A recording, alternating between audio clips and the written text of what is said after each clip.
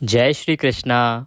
आप सभी को पौष मास संकष्टी गणेश चतुर्थी की ढेरों शुभकामनाएं। आप सभी गणेश संकष्टी चतुर्थी का व्रत कर रहे हैं। 18 दिसंबर को दिन बुधवार का है।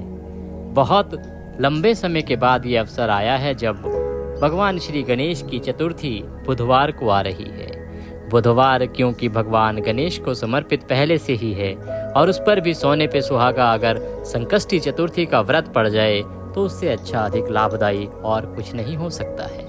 आज के दिन आपको भगवान गणेश की पंचोपचार विधि से पूजन करके भगवान को पुष्प और दूर्वा अर्पित करने चाहिए।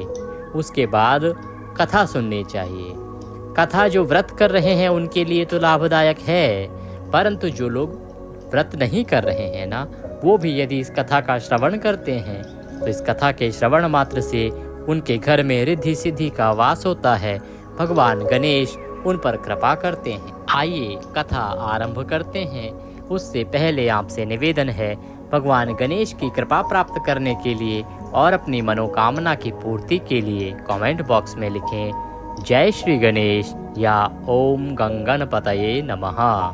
विज्ञान भी ये मानता है कि जब आप भगवान गणेश का कोई मंत्र या नाम लिखते हैं ना, तो उससे एक सकारात्मक ऊर्जा उत्पन्न होती है, पॉजिटिव एनर्जी, और वह सकारात्मक ऊर्जा आपके जीवन में सकारात्मक परिवर्तन लेके आती है। इसीलिए आपको अवश्य ही कमेंट बॉक्स में लिखना चाहिए ओम गंगणपतये नमः या जय श्री गणेश।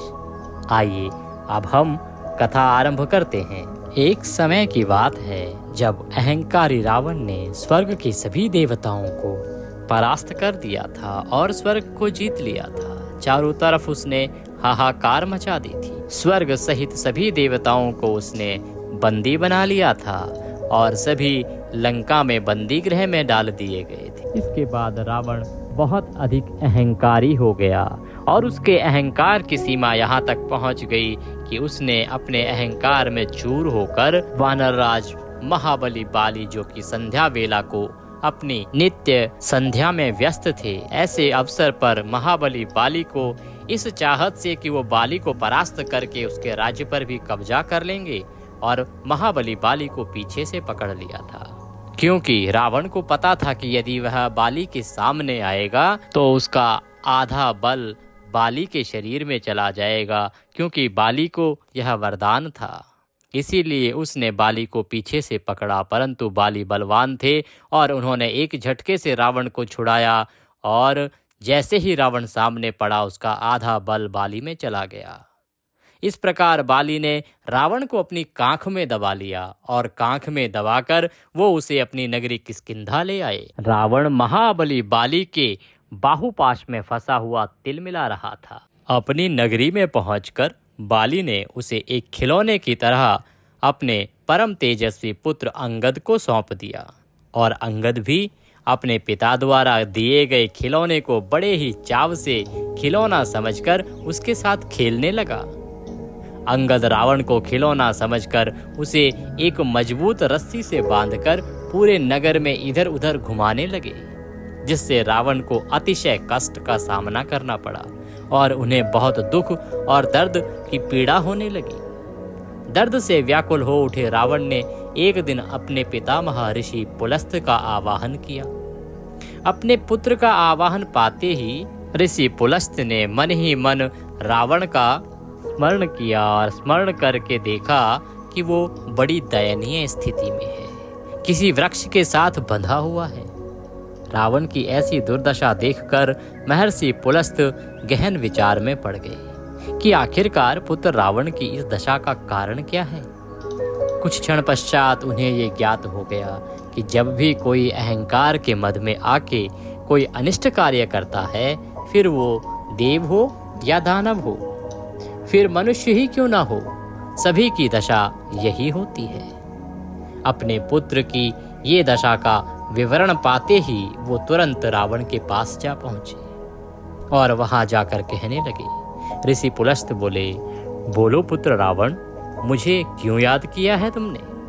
रावण बोला, पितामह, क्या आपको मेरी दशा देखकर यह पता नहीं चल गया कि मैंने आपको क्यों याद किया है? मेरी रक्षा करें पितामह।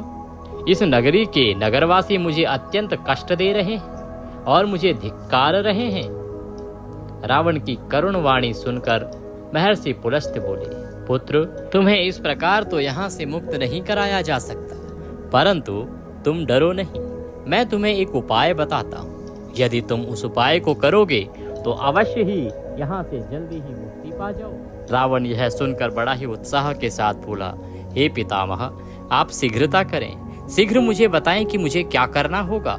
मैं वो सब करूंगा जो आप कहेंगे, क्योंकि मुझे यहाँ से बहुत जल्द मुक्त होना है। पुलस्त्य कहने लगे, हे रावण, इसके लिए तुम्हें परम पूजनीय श्री गणेश जी का विघ्न विनाशक व्रत करना होगा। पूर्व काल में जब वृत्रासुर ने स्वर्ग पर आधिपत्य स्थापित कर लिया था और देवताओं को स्वर्ग से भगा दिया था, तब देवराज इंद्र ने भी यही व्रत श्री गणेश का किया था और भगवान श्री गणेश के आशीर्वाद से उन्हें उनका राजपाठ और वैभव पुनः प्राप्त हुआ था।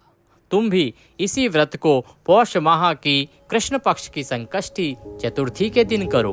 तुम्हें अवश्य ही भगवान गणेश की कृपा से पुनः राज वैभव प्राप्त होगा और तुम इस बंधन से भी शीघ्र ही मुक्त हो जाओगे, क्योंकि संकष्टी चतुर्थी का जो कोई व्रत करता है, भगवान गणेश उसके सभी विघ्नों को हर लेते हैं, सभी संकटों को दूर कर देते हैं। इतना कहकर ऋषि पुलस्त्य वहां से अंतर ध्यान हो गए। रावण ने अपने पिता के वचनों को बहुत अच्छे से सुना और उन्हीं के कहे अनुसार श्री गणेश जी की आराधना करनी शुरू कर दी और बड़े ही श्रद्धा भाव से पौष माह में आने वाली गणेश चतुर्थी का व्रत किया। भगवान गणेश का पूजन किया।